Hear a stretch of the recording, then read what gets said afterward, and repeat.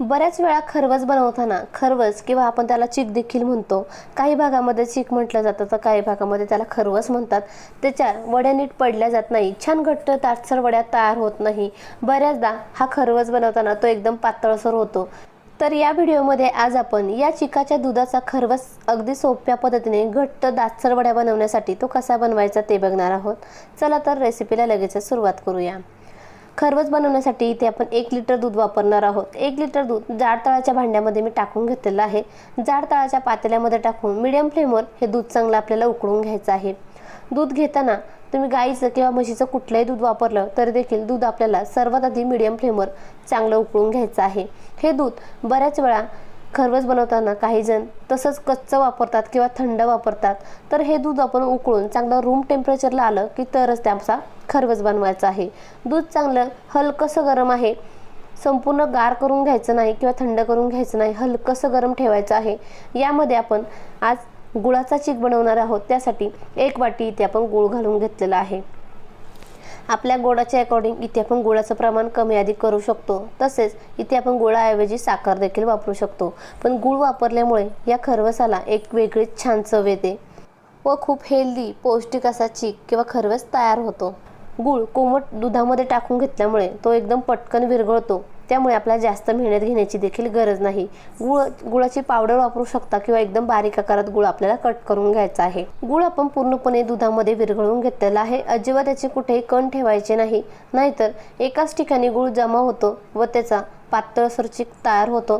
त्यामुळे गूळ संपूर्णपणे दुधामध्ये सर्वात आधी आपल्याला विरघळून घ्यायचा आहे। एक छोटा कप आपण चिकाचं दूध वापरलेलं आहे किंवा चीक वापरलेला आहे। यामध्ये साखरेबरोबर विलायची बारीक करून घेतलेली आहे।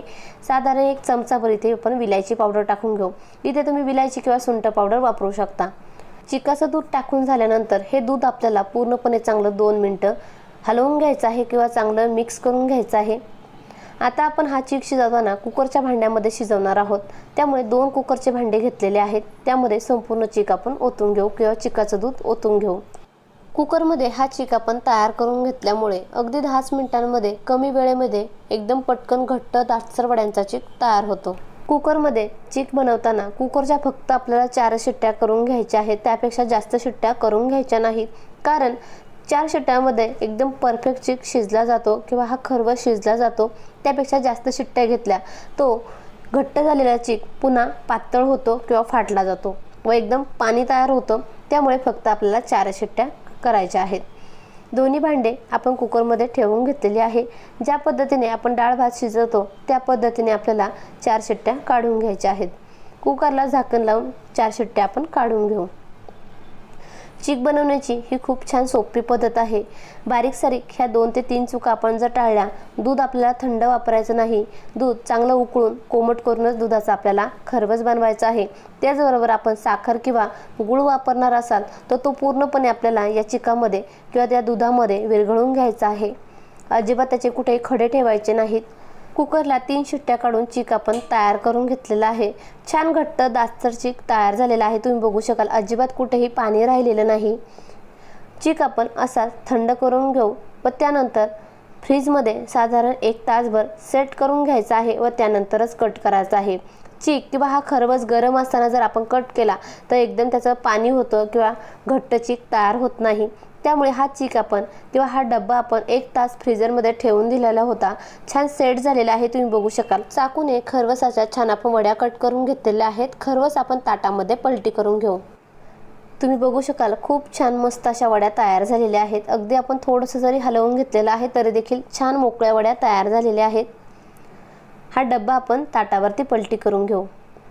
डब्याच्या वरती आपण ताट ठेवून डबा पलटी करून घ्यायचा आहे। खूप छान मस्त चीक तयार झालेला आहे किंवा खरवस तयार झालेला आहे। ह्या पद्धतीने जर तुम्ही चीक किंवा खरवस बनवला तर अगदी छान मस्त घट्ट दाटसर वड्या तयार होतात व चीक देखील चवीला खूपच छान होतो। हा खरवस किंवा चीक बनवण्यासाठी आपण गूळ वापरलेला आहे, त्यामुळे अधिकच पौष्टिक होतो। तुम्ही देखील ह्या सोप्या पद्धतीने एकदा हा खरवस नक्की बनवून पहा। रेसिपी आवडल्यास कमेंट बॉक्समध्ये नक्की कळवा। व्हिडिओ आवडला असेल तर व्हिडिओला लाईक करा।